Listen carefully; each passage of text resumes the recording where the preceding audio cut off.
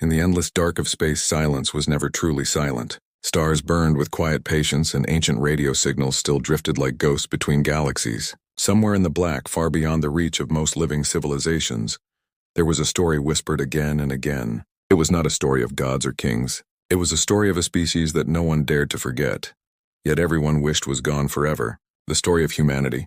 The story of the Ghost Fleet. Among the elder alien empires, the tale always began the same way. Long ago, before their current borders were even drawn, before many species even learned to walk upright, there came the humans. They were not the strongest in body nor the most beautiful in form, but they were relentless. They built ships that could tear through black holes and engines that fed on dying stars. They fought wars not for survival alone, but for the hunger of exploration, for the will to dominate, and for the strange burning fire that only they carried. And then, after a final war so vast it split the skies themselves, they vanished. For 20,000 years, not a single human colony remained. No human fleet crossed the trade lanes. No human world called for help. The galaxy whispered that they had burned themselves to ash.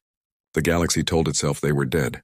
But not all were convinced. Some called them ghosts. Some believed they were only sleeping.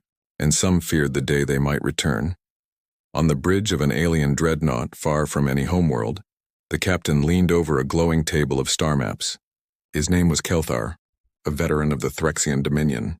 His people had ruled for 5,000 years, believing themselves unshakable. Yet tonight he spoke in hushed tones, because even he knew that the myth of man was heavier than fact. "Navigator," he said slowly, his voice sharp and low. "Play the signal again." The crew obeyed. From the ship's speakers came a faint broken sound. It was not words. It was not music. It was a code, a sequence of pulses so old, so weathered by time, that it should not have survived the dust of space. Yet here it was, cutting through the void, and every time it played, Kelthar felt his spines bristle. The officer beside him lowered his voice. "It cannot be. That encryption pattern, it matches the archives." Kelthar's gaze sharpened. "The archives of what?" The officer swallowed. "The archives of the Ghost Fleet, human code. Pre-exile era." The bridge went quiet. Even the hum of the dreadnought seemed to fade into silence. A dozen alien eyes turned toward the speakers, listening again to the signal. The code was simple, repeating like a heartbeat. It was not a distress call. It was not a trap. It was something far colder. It was a wake-up signal.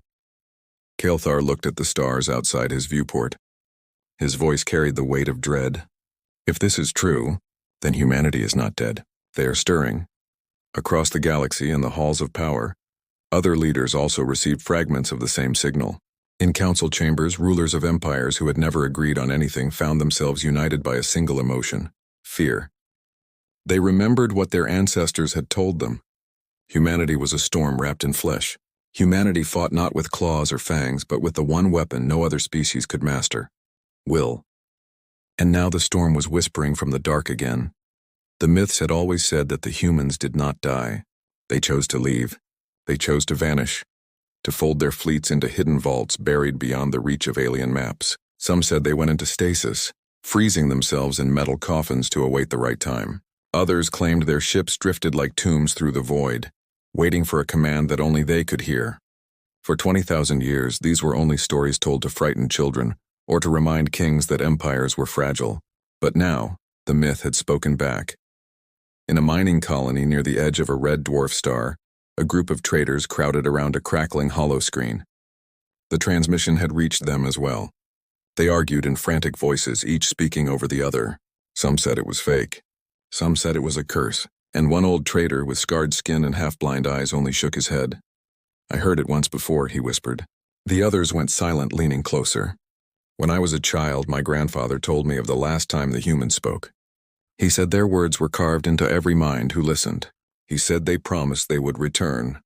That code," the old trader pointed at the holoscreen, "is their promise being kept. Far away, deep in forgotten sectors of space where no star shone, a silent machine stirred. It was ancient, older than most civilizations.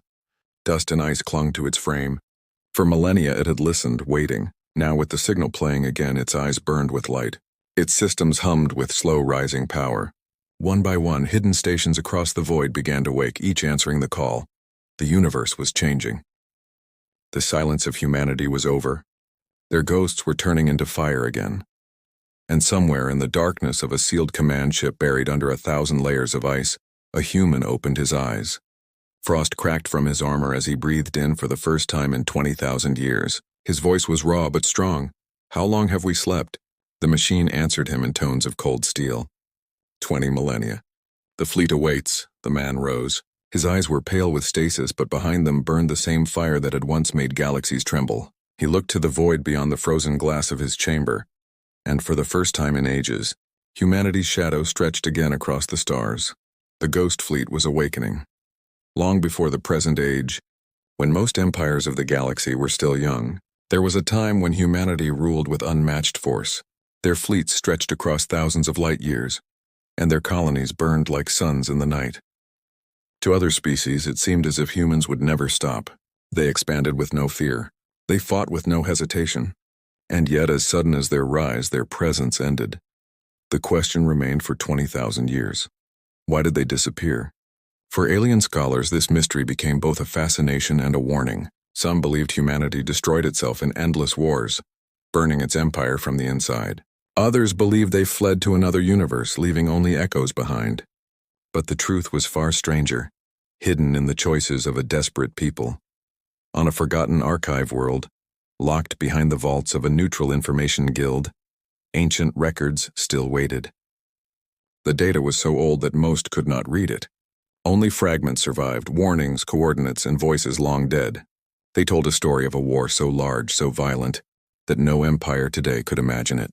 Humanity had not fought against one species or even one alliance. They fought against the galaxy itself. Thousands of alien civilizations, terrified of human growth, united for one cause: to stop mankind before they became unstoppable. The war lasted centuries. Entire star systems burned. Moons were cracked open for weapons. Worlds drowned in fire, and still humanity fought. Yet even the strongest cannot fight forever. Humanity understood something others did not. They saw that if they continued, there would be no galaxy left, no stars, no future for anyone. Their scientists proposed an answer that shocked even their own leaders. Humanity would vanish, not vanish in death, not vanish in defeat, but vanish in sleep. Their plan was daring, dangerous, and unthinkable. Deep in uncharted regions, humans built colossal vaults, giant hangars carved into frozen planets, hollowed asteroids, and even black hole orbits. Into these vaults they guided their greatest warships, their ghost fleet. Billions of men and women entered cryogenic stasis chambers. Cities folded themselves underground. Entire legions laid down, waiting to be woken. They called it the long sleep. One by one, human colonies shut their lights. Their transmissions ended. Their fleets powered down. To the galaxy outside, it looked as if humanity had burned out and died. But in truth, they were only waiting. Their leaders set a single condition in their machines: wake them when the galaxy was ready. Wake them when the stars themselves called them back. But time is cruel. 20,000 years passed. Civilizations rose and fell. Empires were born, reached their golden age, and turned to dust. Species that once feared humanity forgot the truth and turned their story into legend.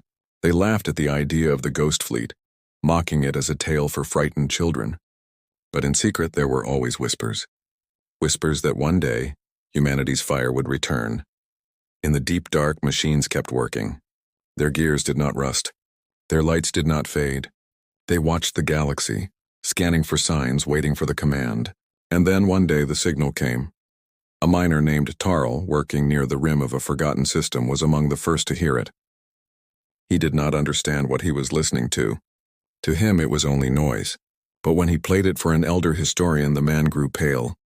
"This is not noise," the historian said. His hands trembled as he touched the holoscreen.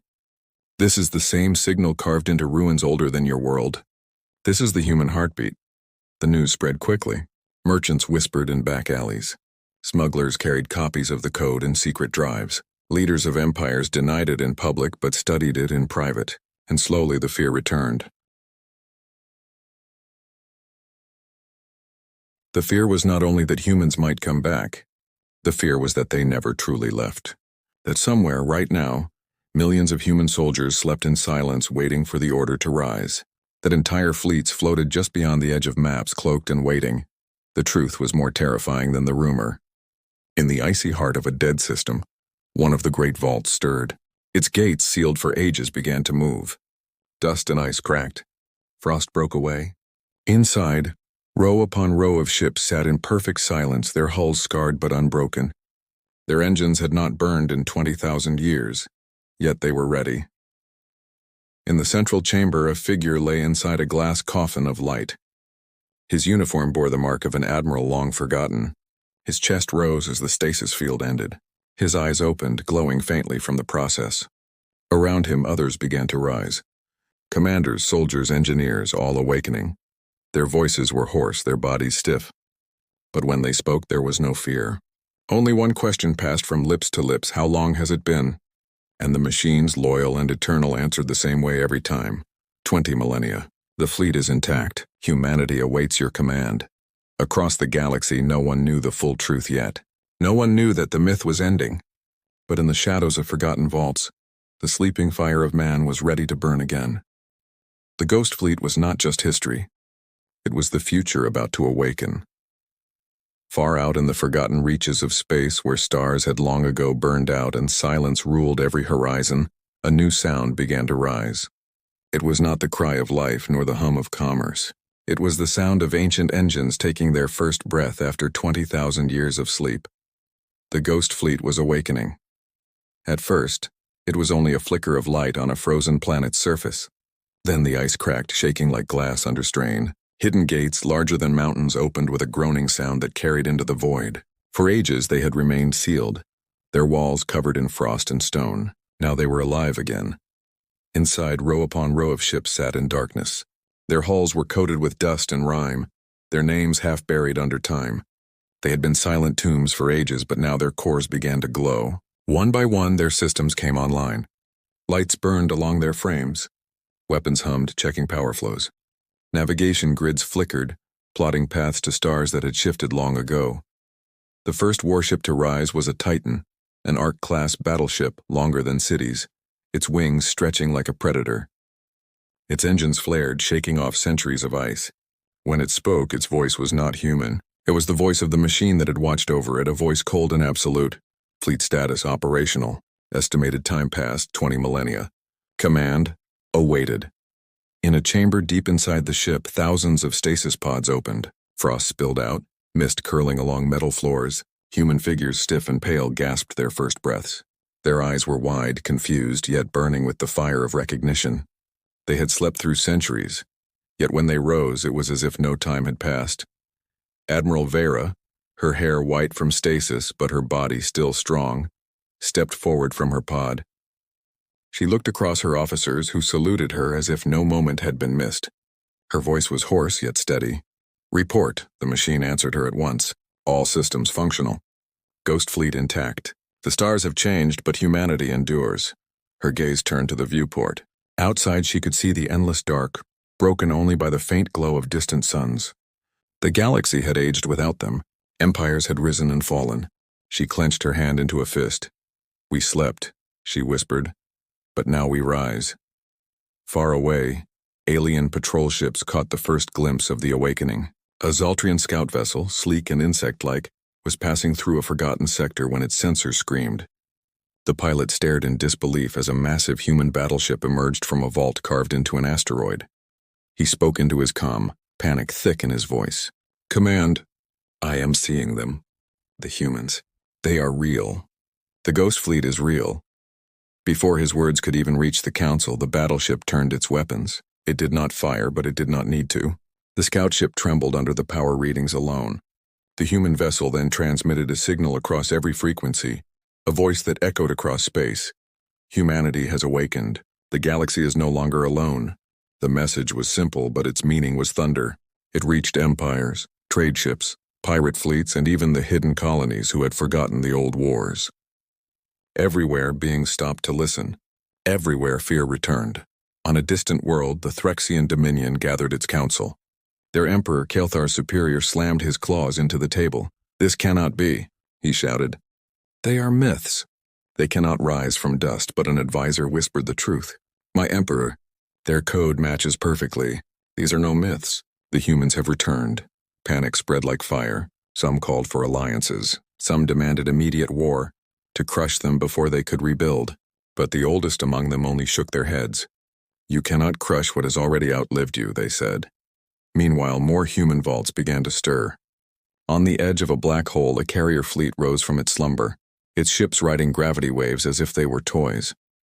In the shadows of a dead star, dreadnoughts woke, their cannons lighting up like suns. Across the galaxy, the ghost fleet spread its wings, and with every awakening came more soldiers, more leaders, more whispers of the past returning to life. Some humans cried at the sight of the stars again. Some stood in silence, remembering the wars that had driven them into hiding, but none were weak. Even after 20 millennia, their fire remained. One officer looked out from the bridge of his cruiser and said softly, "Do you think the galaxy remembers us?" Admiral Vera stood behind him. "If it has forgotten," she answered coldly, "then we will remind them." At that moment, the fleet aligned. Dozens of ships, their engines glowing blue and white, turned toward the center of the galaxy. They were not lost. Their coordinates were precise. Their target was Earth. Though the humans had not seen their homeworld in 20,000 years, their machines had guarded its memory. Earth still called to them, a blue jewel hidden in silence. Now, the ghost fleet would return to it. The stars trembled as the first wave of human ships jumped into faster-than-light travel. To those who watched, it was as if ghosts had truly risen from the grave. For so long they had been shadows of rumor. Now they were fire and they were moving. The galaxy would never be the same again. The galaxy trembled with whispers. The ghost fleet was no longer a story told in dark corners. It was real, awake and moving. Everywhere, from the grand councils of ancient empires to the smallest pirate dens, the reaction was the same. Fear. Alien leaders gathered in hidden chambers. The Threxians, proud conquerors of countless systems, were first to respond. Their emperor sat high upon his throne of iron, his claws gripping the armrests as if they were his enemies. "We cannot allow them to rise again," he roared. His voice carried across the chamber, echoing through marble walls. "If the humans are awake, then every star we hold is in danger. They must be stopped before they gather strength." Others were less sure. A senator from the Valon Assembly, her scales glittering under council light, spoke with caution.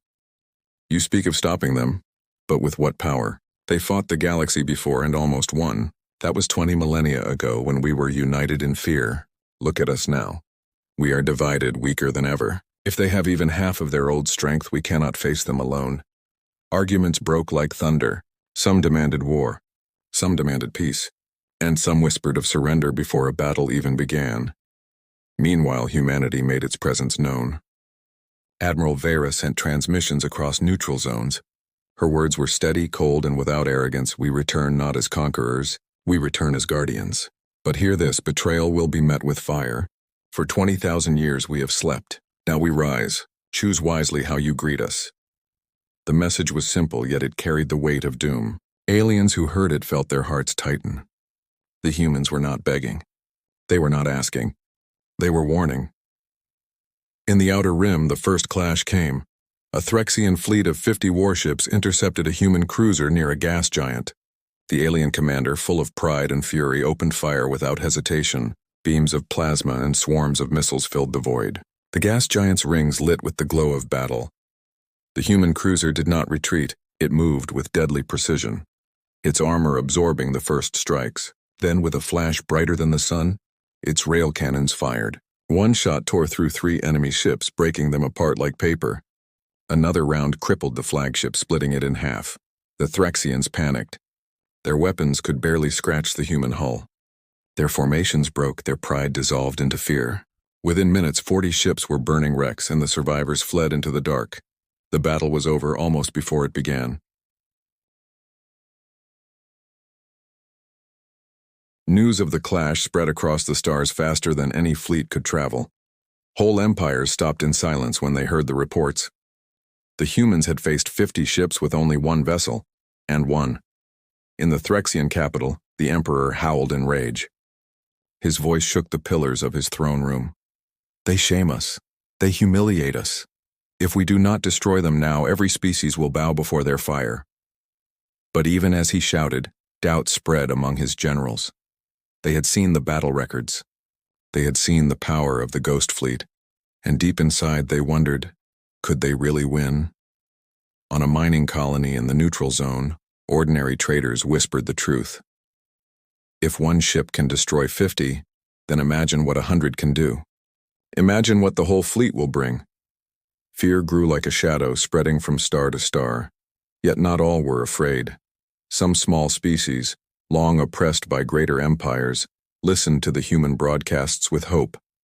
For them, humanity's return was not a curse, but a chance for freedom, a chance to break chains that had bound them for centuries.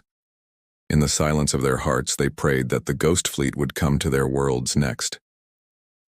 Back on her flagship, Admiral Vera stood at the center of the bridge. Her officers worked quietly, updating maps of the galaxy, studying signals, scanning for threats. But all eyes turned to her when a young officer asked, "Admiral, what if they unite against us? What if the whole galaxy comes once more?" She did not hesitate. Her voice was cold, sharp, and unshakable. "Then we will remind them why they united the first time." The room fell silent. No one doubted her words. Far away, in another hidden vault, more ships awakened. Entire squadrons rose from the ice, their hulls shimmering like silver ghosts. The fleet grew stronger with every hour. Humanity was not returning as a whisper. It was returning as a storm. The galaxy had a choice: stand with them, or be consumed by them. The galaxy stood on the edge of a storm. For 20,000 years, it had believed humanity was gone, reduced to nothing but legend and whispers. Now the truth was written in fire across the stars. The Ghost Fleet had awakened, and no one could deny it anymore. Every empire reacted differently. The Threxians gathered their fleets, building weapons in panic, their emperor howling for blood. The Velan Assembly held long debates, their leaders trembling as they weighed peace against fear. The smaller civilizations watched in silence, caught between hope and terror. They had been oppressed for centuries by stronger powers, and for the first time they saw a light, cold and dangerous, but a light all the same. Across markets and starports, across broken moons and shining capitals, the same words spread like wildfire. The humans are back. On her flagship, Admiral Vera stood in silence, her gaze fixed on the stars ahead. Her officers worked around her, plotting routes, scanning signals, updating charts of a galaxy that had changed beyond recognition. But one thing had not changed: the place at the center of it all. Earth, the blue world, the cradle of humanity, had been silent for 20,000 years. Many believed it lost, buried under ice, or consumed by fire. But the Ghost Fleet's machines had never forgotten. Their maps still carried the coordinates, their systems still pulsed with the memory of their home. Now the fleet was returning. As the ships aligned one by one, the void lit with their engines. Dozens of battleships, carriers, and dreadnoughts formed ranks, their hulls gleaming like frozen steel. Their signal burned across every channel: "We come home." The sight reached even the farthest corners of the galaxy. Aliens who had once mocked the myth fell silent as they watched. There was no longer any question. Humanity was not a ghost. Humanity was a storm that had slept, and now it was rising again. The Threxian Emperor, watching from his war chamber, struck the table with fury. "They dare show themselves as if they owned the stars. They must be destroyed before the weak bow to them again." But his generals said nothing. They had seen the reports. They had seen a single human cruiser destroy 50 warships in moments. They had seen entire vaults of ships awaken without a single failure. They knew the truth. The Threxian dominion, proud and ancient, was not ready to face them. Meanwhile, on smaller worlds, whispers turned to prayers. Farmers on backwater colonies looked up at the night sky, whispering thanks to the myth made real. Miners trapped under the yoke of cruel overseers spoke of freedom. For them, the Ghost Fleet was not a threat. It was justice. The balance of power was shifting, and every species felt it.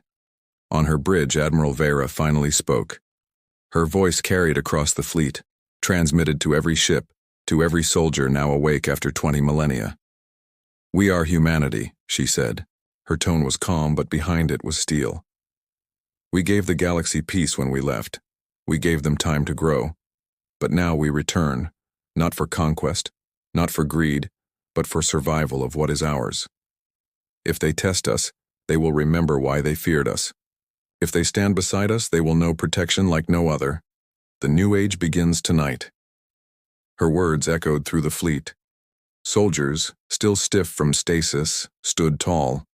Officers raised their fists in salute. And across the galaxy, those words carried into the ears of alien leaders who could do nothing but listen. The first destination was Earth.